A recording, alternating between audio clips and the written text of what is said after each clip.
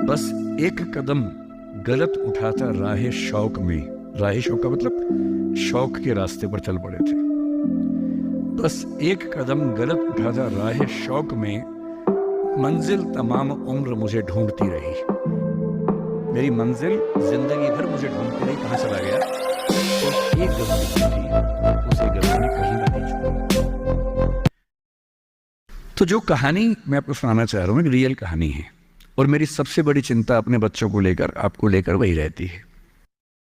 मैं जब भी कोई कहानी सुनाता हूँ, नाम, जगह, वो सब बदल देता हूँ ताकि किसी की प्राइवेसी पर हमला ना हो। सबकी राइट टू प्राइवेसी है ना।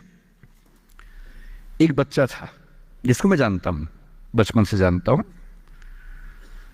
बहुत ही जबरदस्त आर्टिस्टिक बच्चा, म्यूजिक का उस्ताद।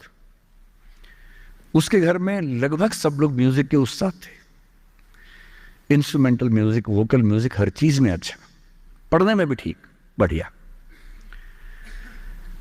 और जब हम स्कूल में थे, वो मेरी क्लास में तो नहीं था, थोड़ा सा अलग क्लास में था, पर स्कूल में बहुत पॉपुलर था, being into music. I was in debating, he was into music.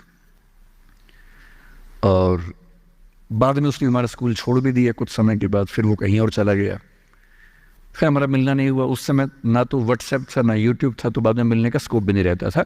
जो एक बार चला गया वो चला ही जाता था उस समय। अब तो बच्चे जिंदगी भर दोस्त रहते हैं।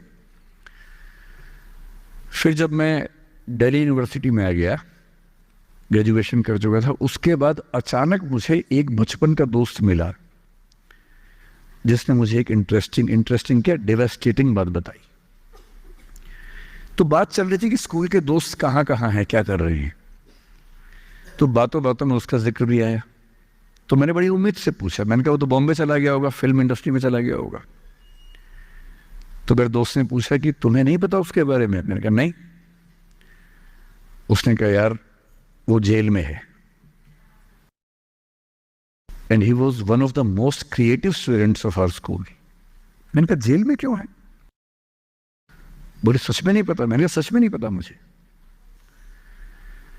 बोले वो ग्रेजुएशन करने के लिए जब गया तो पता नहीं क्या हुआ, उसकी थोड़ी संगति खराब हो गई। बैड कंपनी जिसको हम बोलते हैं, जो इस उम्र में अच्छी लगती है, वही वाली। तो कॉलेज लाइफ में थोड़ी बहुत बैड कंपनी सबकी होती ही है, हल्की फुल्की होती है, एक सामान्य बात है। अच्छा, बच्चा बच्चा ना रहे ये भी तो अच्छी बात है ना। थोड़ा बचपन तो जीना भी चाहिए, थोड़ा शरारतें करनी भी चाहिए। पर किसी किसी का दुर्भाग्य होता है कि ज्यादा हो जाता है। उसके साथ ऐसा हुआ। उस सब प्रोसेस में उसको ड्रग्स की आदत लग गई। और ड्रग्स की आदत, ड्रग्स एक ऐसी चीज है, एडिक्शन ऐसी चीज है कि उसमें वन वे रास्ता होता है, टू वे नहीं होता है। आप जा सकते हैं, वापस नहीं आ सकते। मतलब 1000 लोग जाएंगे तो उनमें से एक आध वापस आएगा, वो भी इतने मुश्किलों से जो ऑलमोस्ट इम्पॉसिबल है। I have seen many such cases.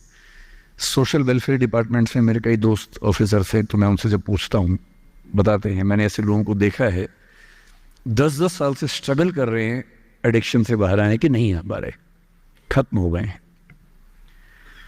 उस बच्चे को ड्रग्स की आदत पड़ गई कॉलेज में जाके, पेरेंट्स को पता ही नहीं था। तो जब पेरेंट्स को भनक लगी तो उसको दबाव बनाया कि तुम घर आ जाओ। अब वो जिस कंपनी में था, दोस्तों वाली कंपनी में, वहां अब ड्रग्स बहुत महंगे होते थे, पैसे घर से बहुत कम आते थे, जितने पैसे एक मिडिल क्लास फैमिली दे सकती है। अब वो घर से ज्यादा पैसे मांगने लगा, पैसे मिलते नहीं थे। उसको अपने ही घर के लोगों पर गुस्सा आने लगा। तो एक बार वो अपने घर आया हुआ था छुट्टियों में, और वहां भी वो कुछ कुछ करता रहता था।